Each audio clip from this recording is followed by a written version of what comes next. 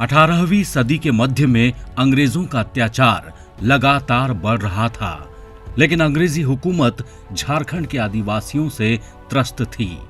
तोप और बंदूकों से लैस होने के बावजूद अंग्रेज आदिवासियों के आगे थर-थर कांपते थे। इसकी वजह थी कि आदिवासी तीर धनुष जैसे परंपरागत हथियार चलाने में माहिर थे। दूसरी ओर झारखंड की भौगोलिक संरचना भी देश के दूसरे हिस्सों से काफी अलग है, जिसे अंग्रेज तब तक समझ नहीं सके थे।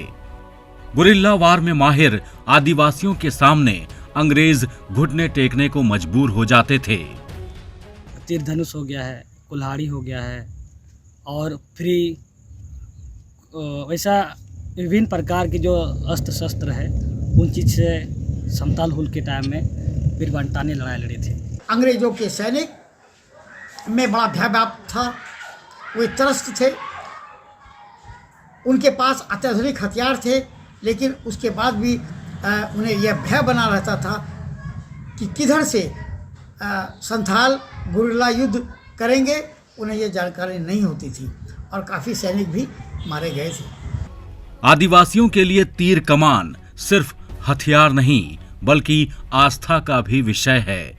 उनका मानना है कि इससे उन्हें विशेष शक्ति मिलती है। उस वक्त आदिवासी बचपन से ही तीर कमान, भाला, लाठी, फरसा और कई पारंपरिक हथियार चलाना सीखते थे। जंगलों में रहने वाले आदिवासी अपनी रक्षा के लिए शुरू से ही युद्ध की कलाओं में निपुण थे। कोई तीर चलाना जानता था तो कोई भाला फेंकने में माहिर। और तीर धनुष में बहुत बड़ा शक्तियाँ मिलती है।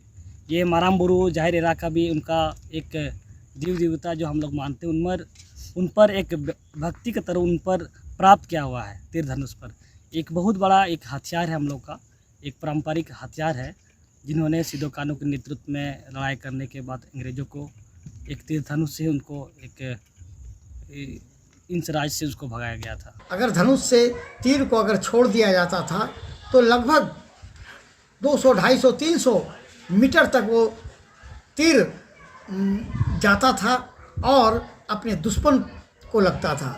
अगर किसी को वह तीर लग जाए तो निश्चित रूप से वह मृत्यु को प्राप्त होता था। आदिवासी अपने हथियारों को घातक बनाने के लिए तीर पर एक खास तरह का लेप लगाते थे, जिससे दुश्मन का खात्मा तय था। ये लेप जड़ी बूटियों से तैयार किया जाता था। कुछ लेप इसलिए भी तैयार किए जाते थे जिससे दुश्मन तुरंत न मरे और तड़प तड़प कर उसकी मौत हो। ये जो है नुकीला भाग जिससे हम वार करते थे, इस पे हम लोग जंगल में बहुत सारे जड़ी बूटी भी हैं, जो आप अगर शरीर आपका टच भी हो जाएगा तो आपको बहुत तरह का खुजली होगा, उल्टी होने लगेगा, इस तरह का। तो वो भी हम लोग लगाया करते थे। और जो बहुत ज़्यादा तीखा मिर्च होता है, उसको भी हम लोग इसमें लगाया करते थे। तो इस तरह ये हथियार और मतलब ये घातक हुआ करता था, खतरनाक हुआ करता था। जो दुश्मन को अगर लगे तो फिर वो वापस वो नहीं जिंदा नहीं बचेगा। आदिवासी पेड़ के नीचे बैठकर युद्ध की रणनीति बनाते थे। जंगलों में छिपकर दुश्मनों का इंतजार करते थे और भनक मिलते ही चारों तरफ से हमला कर देते थे। कई बार युद्ध में आदिवासी घायल हो जाते थे, लेकिन जड़ी बूटी का सेवन कर जल्द ठीक भी हो जाते थे। पहले के टाइम में उतना मेडिसिन तो नहीं था, लेकिन किसी के हुल दौरान किसी को किसी तरह का दिक्कत होती है, चोट लगता है, तो जैसे नीम का छिलका उसको एक पीस करके जहाँ पर भी चोट लगता था उन पर लगाया जाता था।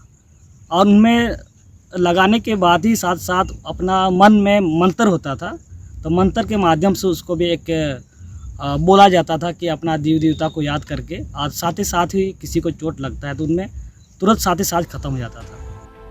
आदिवासियों के तीर कमान, भाला, फरसा आदि हथियारों में निपुण होने के पीछे वजह यह भी है कि जहां आदिवासी रहते हैं वहां बांस और लौह तत्व आसानी से उपलब्ध है।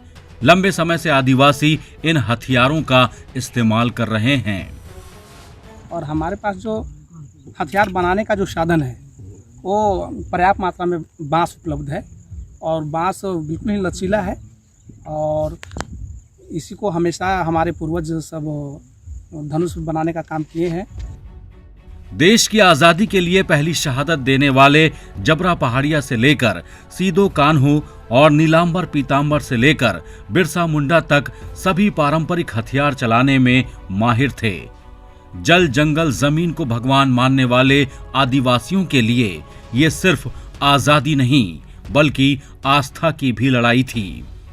यही वजह है कि झारखंड के आदिवासियों के पराक्रम के सामने अंग्रेज थर थर कांपते थे। Bureau report, ETV Bharat.